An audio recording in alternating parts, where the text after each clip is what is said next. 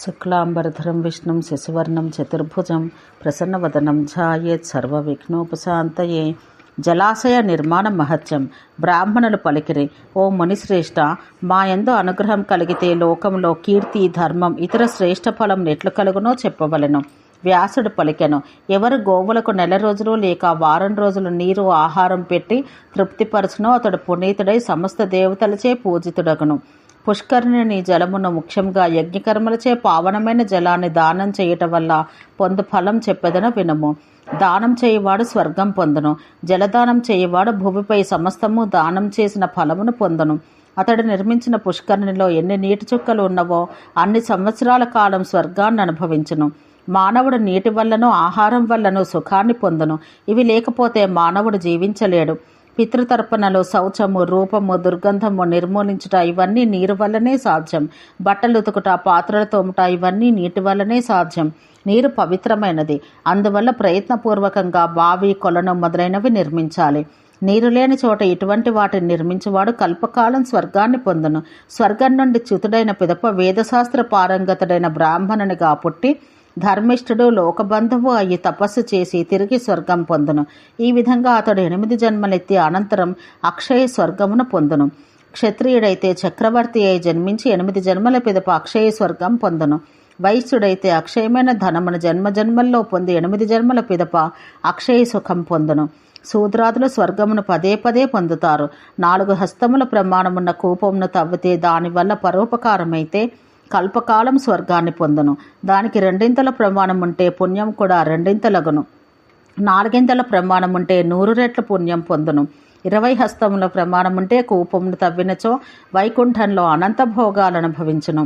ఆ తర్వాత రాజుగాను, ఐశ్వర్యవంతునిగాను లేక మంచి వక్తగాను జన్మించును. ఈ విధంగా ప్రమాణం ఎంత ఎక్కువగా ఉండునో ఫలితం కూడా అంత ఎక్కువగానే ఉండును. 1000 హస్తముల ప్రమాణం ఉంటే అతడు స్వర్గం నుంచి పతితుడు కాడు. 2000 హస్తముల ప్రమాణం ఉంటే అతడు దేవతలచే పూజితుడగును. దానివల్ల ఎంతమంది లాభమును పొందుదురో అంతమంది సేవకులు అతనికి ఉందరు. తండ్రిని వదిలి అనుభవించే భోగములు ధనము పోయిన పిదప వనములో అనుభవించే భోగములు వంటివి. పక్షులు తండ్రిని వదిలి అనుభవించే భోగములు ధనము పోయిన పిదప వనములో అనుభవించే భోగాల వంటివి. పక్షులు, పందులు, గేదెలు, ఆడ ఏనుగులు ఉపదేశించువాడు, ఆచరించువాడు ఈ 6 స్వర్గాన్ని పొందుదురు. అందులో దేవపక్షులుంటే 100 రెట్ల పుణ్యం పొందుదురు.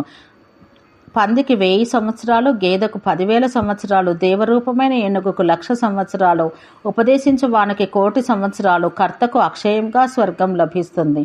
పూర్వం ఒక ధనవంతుడు జీవుల ఉపకారం కోసం ప్రాణం, బలం, ధనం ఖర్చు పెట్టి శ్రద్ధతో ఒక జలాశయం నిర్మించెను. ఇలా చేయటం వలన అతడు పేదవాడయ్యను. అప్పుడు మరొక ధనవంతుడు ఆ జలాశయం కొనడానికి ముందుకు వచ్చెను. అయ్యా, నా మాట వినండి. మీరు పుష్కరిని నిర్మించడం వల్ల పుణ్యం పొందారు. దీన్ని మీరు విక్రయించదలిచినచో దానికి ఎంత ధనం కావాలో అంత ధనం నేను మీకు ఇచ్చేదను అని అడిగాను. అతడు ఇలా పలకగా మొదటివాడు, అయ్యా, ప్రతి వారానికి 10,000 రెట్ల పుణ్యఫలం పొందుదురని ధర్మం తెలిసిన వారు చెబుతారు. నీరు లేని ప్రదేశంలో నేను ఈ జలాశయం నిర్మించాను. అందరూ అందులో స్నానాలు, పానాలు యథేచ్ఛగా చేస్తారు. దానివల్ల అంతకంటే ఎక్కువ ఫలం ప్రతిరోజు వస్తుంది. కావాలంటే పరీక్షించుకోండని పలికెను. ఈ మాటలు విని ధనవంతుడు ఈర్ష్యతో, అయ్యా విను, నీకు 10,000 దీనారములు నీకు ఇచ్చే బదులు దానితో రాళ్లను తెచ్చి ఈ పుష్కరిణిలో విసురుతాను. అవి మునిగి పైకి తేడితే నా ఐశ్వర్యం హరించును, లేకపోతే ఈ పుష్కరిణి నాదగును అని పలికెను. అతడు సరే అని ఒప్పుకొని ధనం తీసుకుని ఇంటికి వెళ్ళెను. సాక్షుల సమక్షంలో అతడు రాళ్లను పుష్కరిణిలో విసిరెను.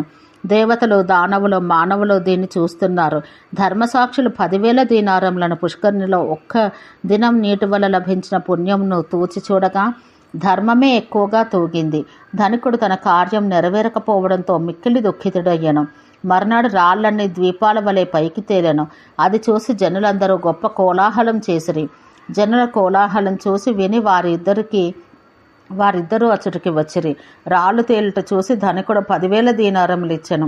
కొలను కట్టించిన వాడు రాళ్ళనన్నింటినీ పైకి తీయించెను. పోయిన పుణ్యం ఈ విధంగా రాళ్లను పైకి తీయించడం వలన పొందెను. స్వర్గమును పొందెను. జన్మజన్మలకు సుఖం పొందెను. పుష్కర్ నిర్మించడం వలన స్వగోత్రీయులు, తల్లివైపు వారు, రాజులు, స్నేహితులు అక్షయ ఫలం పొందుదురు. తపస్సులు, అనాథలు, బ్రాహ్మణుల కోసం పుష్కరిని కట్టిస్తే అక్షయ స్వర్గం పొందును. తన శక్తి అనుసారం వాపీకూప తటాకములు నిర్మించినవాడు సమస్త పాప విముక్తుడై మోక్షం పొందును. ఈ ఆఖ్యానం విన్నవాడు, వినిపించేవాడు, చదువువాడు పుష్కరిణిని దానం చేసిన ఫలం పొందును. గ్రహణ కాలంలో విన్నవాడు, గంగానదీ తీరంలో విన్నవాడు 1,000,000 గోవులను దానం చేసిన ఫలం పొందును. సమస్త వ్యాధి విముక్తుడగును. ఓం శాంతి శాంతి శాంతి.